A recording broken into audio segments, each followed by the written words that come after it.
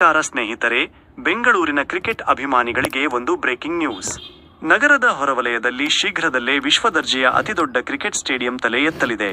ಬರೋಬ್ಬರಿ 80,000 ಜನರು ಕುಳಿತು ವೀಕ್ಷಿಸಬಹುದಾದ ಈ ಬೃಹತ್ ಸ್ಟೇಡಿಯಂ ಎಲ್ಲಿದೆ? ಇದರ ಹಿಂದಿನ ಕಾರಣವೇನು? ಕೇವಲ 2 ನಿಮಿಷದಲ್ಲಿ ಸಂಪೂರ್ಣ ಮಾಹಿತಿ ಇಲ್ಲಿದೆ ನೋಡಿ. ಕರ್ನಾಟಕ ವಸತಿ ಮಂಡಳಿ (KHB) ಈ ದೈತ್ಯ ಯೋಜನೆಗೆ ಟೆಂಡರ್ ಕರೆದಿದೆ. ಬೆಂಗಳೂರಿನ ಆಗ್ನೇಯ ಭಾಗದ ಆನೇಕಲ್ ತಾಲ್ಲೂಕಿನ ಸೂರ್ಯನಗರ 4ನೇ ಹಂತದಲ್ಲಿ ಈ ಸ್ಟೇಡಿಯಂ ನಿರ್ಮಾಣವಾಗಲಿದೆ. ಈ ಯೋಜನೆಯ ಹೈಲೈಟ್ಸ್ ಇಲ್ಲಿದೆ. ವೆಚ್ಚ ಸುಮಾರು 943.46 ಕೋಟಿ ರೂಪಾಯಿ. ಸಾಮರ್ಥ್ಯ 80,000 ಆಸನಗಳು. ಇದು ಚಿನ್ನಸ್ವಾಮಿ ಸ್ಟೇಡಿಯಂನ ದುಪ್ಪಟ್ಟು ಸಾಮರ್ಥ್ಯ. ನಿರ್ಮಾಣದ ರೀತಿ EPC engineering, procurement and construction ಮಾದರಿಯಲ್ಲಿ ಗುತ್ತಿಗೆ ನೀಡಲಾಗುತ್ತಿದೆ. ಅಂದರೆ ಡಿಸೈನ್ನಿಂದ ಹಿಡಿದು ಕಟ್ಟಡದವರೆಗೂ ಒಂದೇ ಕಂಪನಿ ಜವಾಬ್ದಾರಿ ವಹಿಸಿಕೊಳ್ಳಲಿದೆ.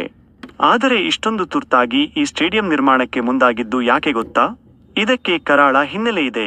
ಕಳೆದ 2025ರ ಜೂನ್ 4ರಂದು RCB ತಂಡದ ಐತಿಹಾಸಿಕ ಜಯದ ಸಂಭ್ರಮದ ವೇಳೆ ಚಿನ್ನಸ್ವಾಮಿ ಸ್ಟೇಡಿಯಂನಲ್ಲಿ ಕಾಲ್ತುಳಿತ ಉಂಟಾಗಿತ್ತು. ಈ ದುರಂತದಲ್ಲಿ 11 ಜೀವಗಳು ಬಲಿಯಾಗಿದ್ದವು.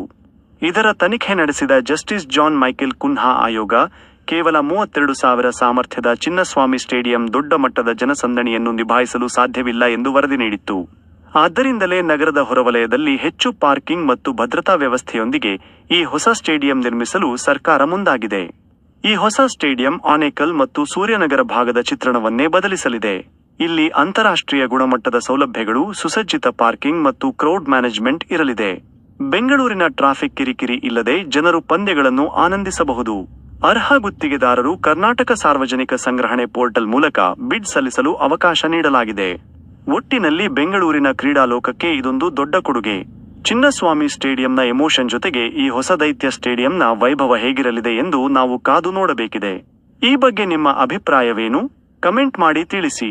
ವಿಡಿಯೋ ಇಷ್ಟವಾದರೆ ಲೈಕ್ ಮಾಡಿ ಮತ್ತು ಸಬ್ಸ್ಕ್ರೈಬ್ ಆಗೋದನ್ನ ಮರೆಯಬೇಡಿ. ಧನ್ಯವಾದಗಳು.